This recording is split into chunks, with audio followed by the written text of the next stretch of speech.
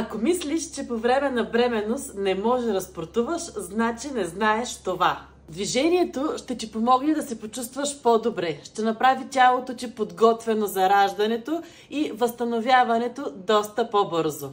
Преди да ти кажа кои упражнения са подходящи по време на бременност и какво движение можеш да правиш, искам да ти кажа, че моята работа е да вдъхвам увереност, знания и кураж на жените, на семействата за посрещането на тяхното бебе. Ако имаш нужда от информация, ако имаш нужда от подкрепа, ако имаш нужда от увереност, запиши си консултация за бременни с мен, акушерка Радост Николова, в сайта женадожената.com.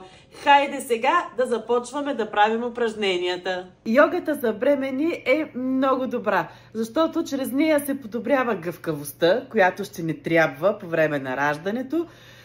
Заздравява се тазовото дъно, което за мен като акушерка е изключително важно, да имаш здрава мускулатура.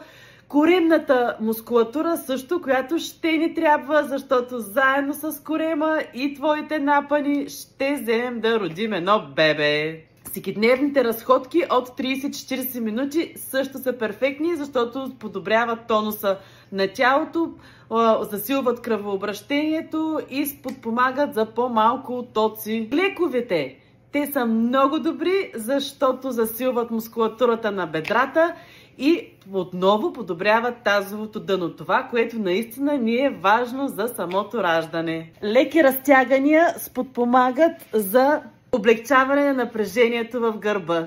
Избягвай използването на тежести, резки движения и скокове.